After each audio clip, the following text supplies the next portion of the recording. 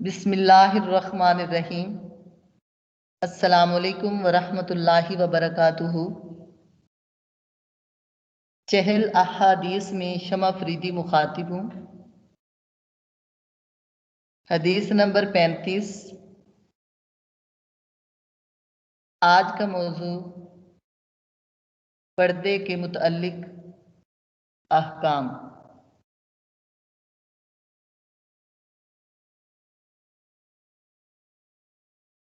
मौजू बड़ा अहम है।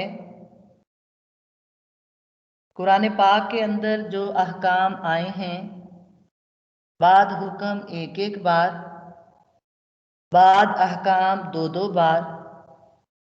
लेकिन सबसे पहले ये याद रखना कि पर्दे के मुतअल्लिक जो अहकाम हैं वो बार बार सैकड़ों अहकाम हैं। सूरह आले इमरान को पढ़ें, सूरह तलाक को पढ़ लें, सूरह अहज़ाब को पढ़ लें, सूरह नूर को पढ़ लें, तो बार बार पर्दे का हुक्म है। और जिस बात का हुक्म बार बार आया है उसी में ख़वातीन कमज़ोर हैं। और सिर्फ लफ्ज़ हिजाब, औरत का मतलब, लफ्ज़ औरत का मतलब भी पर्दा और हिजाब का मतलब भी पर्दा। और हिजाब लफ्ज़ 7 बार कुरान हकीम में आया है।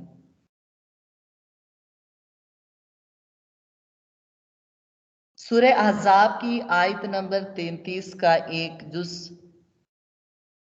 वक़र्न फ़ी बुयूतिकुन्न वला तबर्रजन तबर्रुजल जाहिलिय्यतिल ऊला। ए नबी की बीवियों, अपने घरों में ठहरी रहो और आराइश की नुमाइश न करो जैसे साबिक दौर जाहिलियत में रिवाज था। बज़ाहिर अहकाम अज़वाज मुतहरात को, सहाबियात को और उनके ज़रिए ता क़यामत उम्मत मुस्लिमा के मोमिनात और मुस्लिमात के लिए अहकाम हैं। इस्लाम के नज़दीक इफ़्फ़त व अस्मत की जो कदर मंज़लत है, आप हिस्ट्री पढ़कर देख लें कौमों की। आका की बिइस्त से पहले क्या हालात थे जाहिलियत के, क्या अहकाम थे ख़वातीन के लिए, कितनी मंडियां लगती थीं ख़वातीन के लिए। कोई कहता था औरत शरारत के पेट से जन्म ली है, किसी मजहब में था कि इनको बुतों के आगे ज़िबा कर दो, किसी ने कहा कि औरत सांप की तरह डसती है, किसी ने कहा कि शोहर मर जाए तो इसको भी जिंदा जला दिया जाए। मगर इस्लाम ने जो इफ़्फ़त, अस्मत और कद्र मंज़लत के मुतअल्लिक अहकाम सादिर फरमाए हैं, काश इन बातों को कान खोलकर मेरी कौम की बेटियां समझें। अल्लाह पाक ने तो उन रास्तों को ही बंद कर दिया, उन असबाब का ही कला कमा कर दिया जिनके जरिए इस मताए गरा माया के लुटने का अंदेशा होता है। कोई भी ज़ीरक इंसान, कोई भी दूर अंदेश ज़हीन इंसान अपने जवाहिरात रखकर अपने घर के दरवाज़ों को चोरों के लिए खोल देगा कि मेरा कीमती सामान वहां पड़ा, जाओ उठा लो जाके। या वो ये चाहेगा कि उसका कीमती सामान बाहर सड़कों में हो? कभी भी ऐसा नहीं होगा। कुरान पाक के अहकाम उलमा या उनकी फैमिलीज या नेक लोग और उनकी फैमिलीज या चंद लोगों के लिए अहकाम नहीं है, पूरी उम्मत मुस्लिमा के मर्द औरतों के लिए अहकाम हैं। हिफाजत के लिहाज से, मुआशरत के लिहाज से, तहजीब व तमद्दन के लिहाज से, इखलाक के लिहाज से, पर्दे के लिहाज से, यहाँ तक आज की हदीस मुबारक 35, यहाँ तक कि इस्लाम एक निगाह ख़वातीन पर पड़ जाए उसको जायज़ करार देता है, दूसरी निगाह को जायज़ करार नहीं देता। इससे बढ़कर औरत की क्या हिफाजत होगी। अन अबी बुरैदा अन अबी ही से रवायत, काला काला रसूल अल्लाह सल्लल्लाहु अलैहि वसल्लम ने फरमाया, ली अलीजिन, या अली, ए अली, ला तुतबिइन नजरतन नजरता फइन्ना लकल ऊला वलैसत लकल आखिरा। ए अली, एक निगाह के बाद दूसरी निगाह न करो, कि तुमको पहली नजर जायज है दूसरी जायज नहीं है।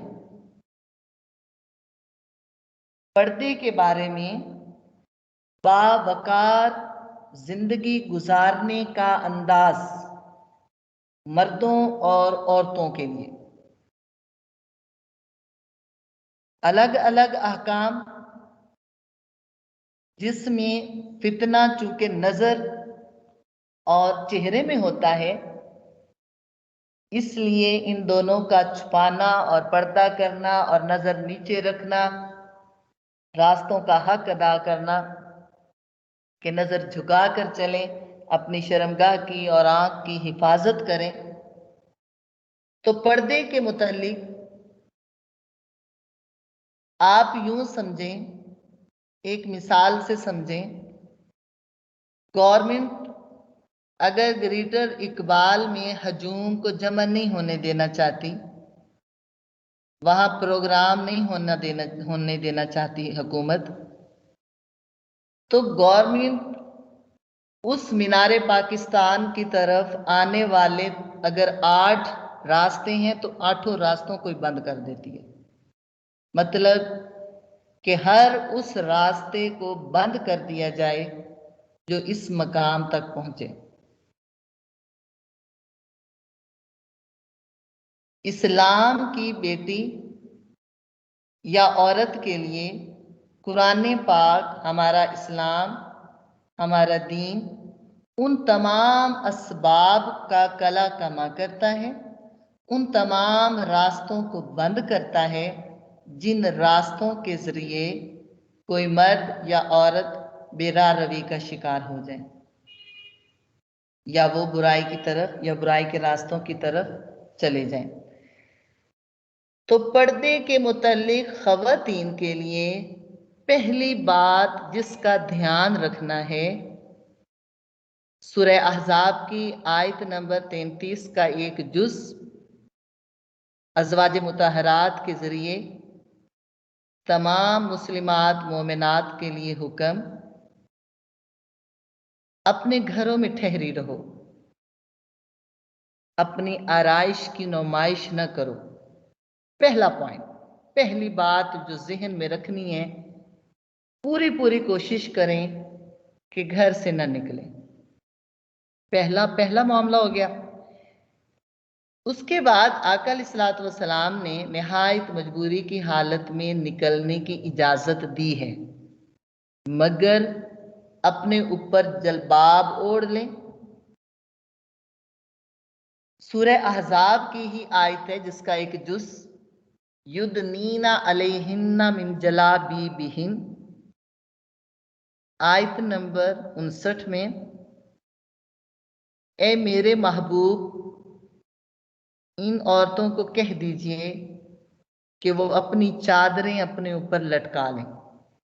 जलाबीबिहिन, जलबाब यानी सर से पांव तक एक बड़ी चादर जिसमें उनका हुस्न, उनकी ज़ेबाइश, उनका चेहरा, उनके कपड़े, पूरी बॉडी उनकी छुप जाए, उसको जलबाब कहते हैं।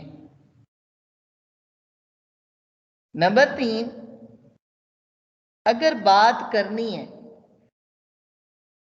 तो पर्दे में करें। अगर कुछ मांगना है तो पर्दे के पीछे से मांगे। व इज़ा सअलतुमुहुन्ना मताअन फसअलूहुन मिन वराई हिजाब, यानी कुछ मांगना है तो पर्दे के पीछे से मांगा करें।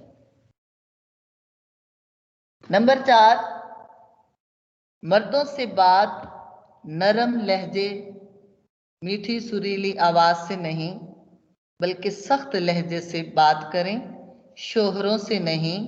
जब शॉपिंग के दौरान गैर मर्द से बातचीत करने का बहुत अशद ज़रूरत हो, मामला हो तो फिर। नंबर 5, घर में भाई नहीं है, शोहर नहीं है, तो घर में गैर महरम ना आए।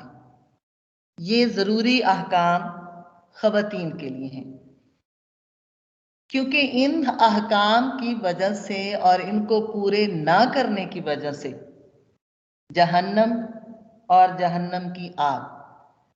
उम्मे खलात, उनका एक बेटा आका अलैहिस्सलातु वस्सलाम के साथ एक जंग में शहीद हो गया और आप जलबाब में लिपटी आका की बारगाह में आईं और दरियाफ्त करती हैं, या रसूल अल्लाह, मेरे बेटे का क्या मामला हुआ?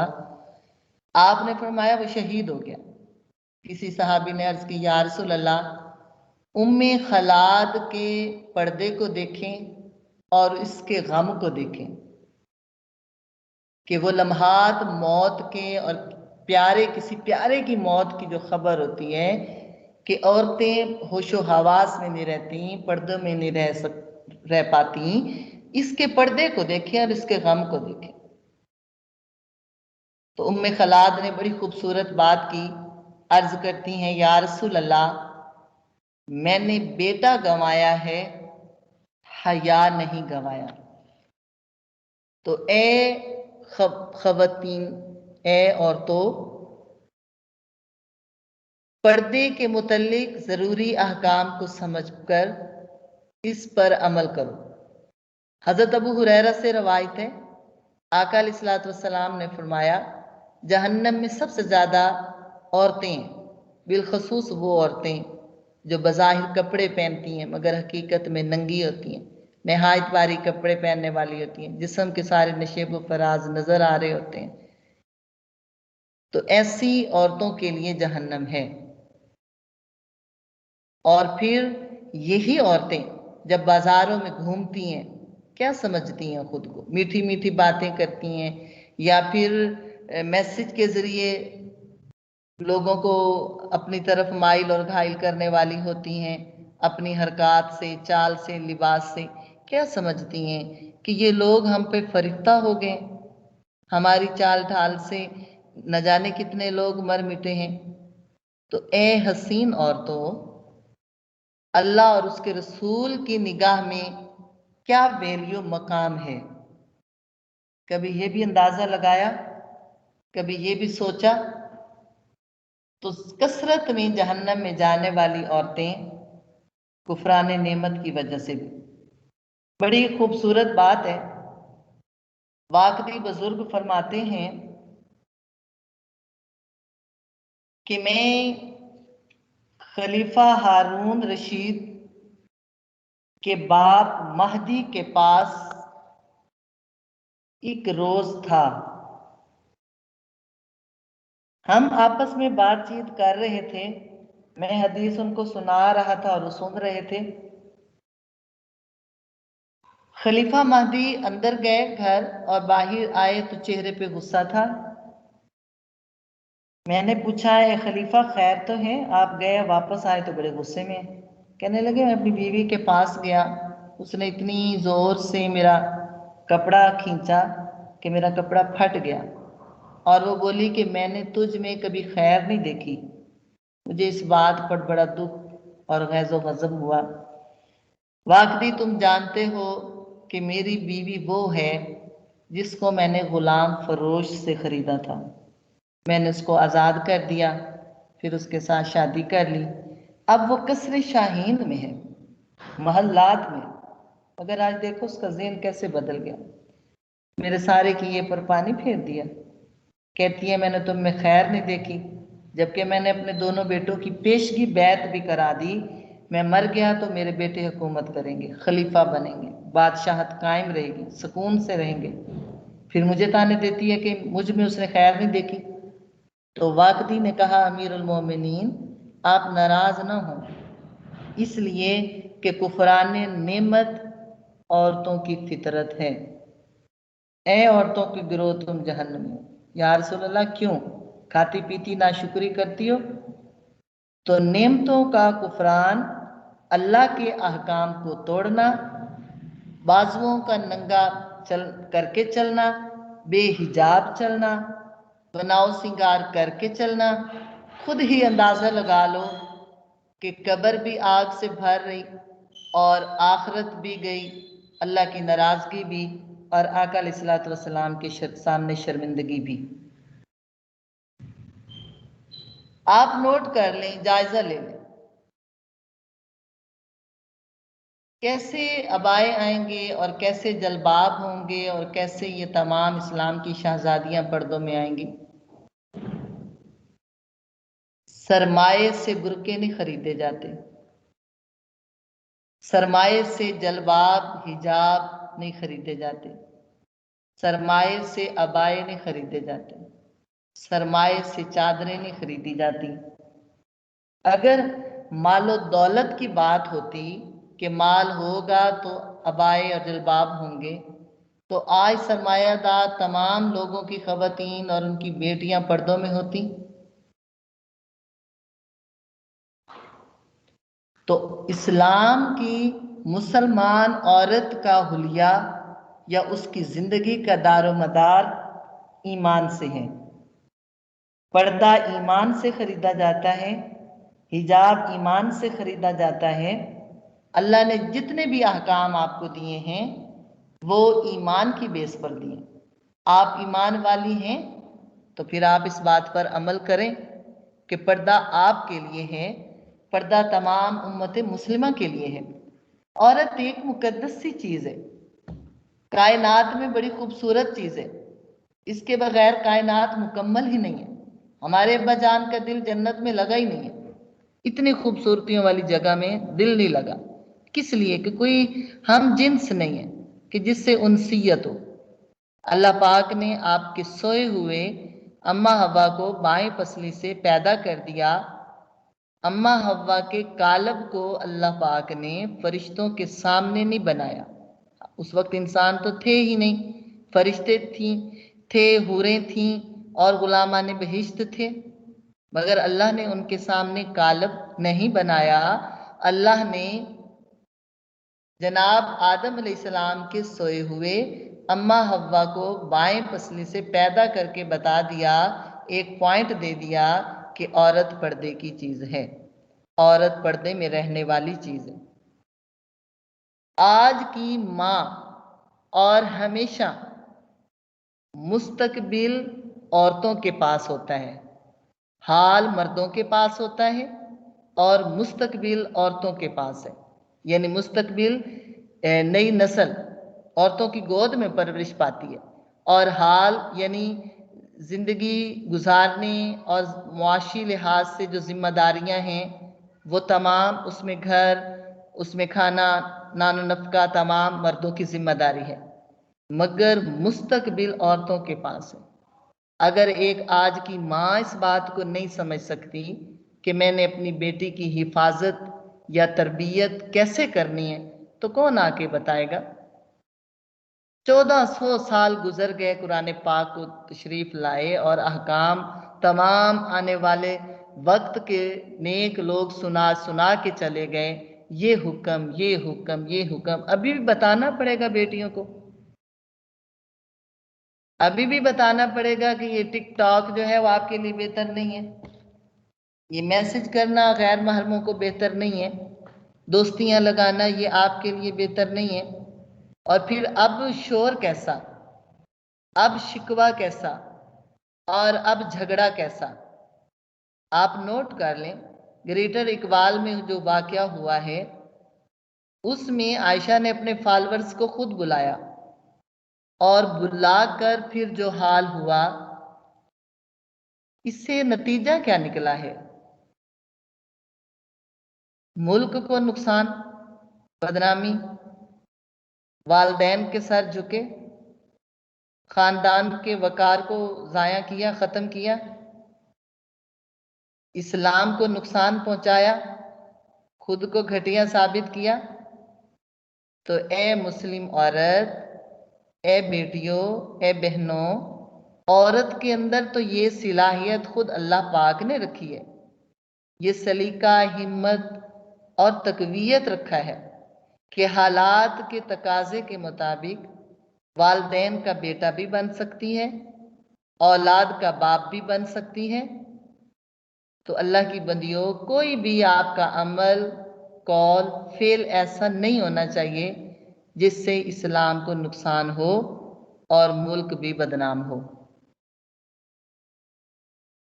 कभी सोचो बैठकर, गुनाह करने से पहले सोचो, किसी गैर को मैसेज करने से पहले सोचो, किसी की जिंदगी और जज्बात के खेलने से पहले सोचो कि इस गुनाह की तौबा अल्लाह तो दे देगा, अल्लाह तो माफ कर देगा, लेकिन लोग नहीं देंगे माफी।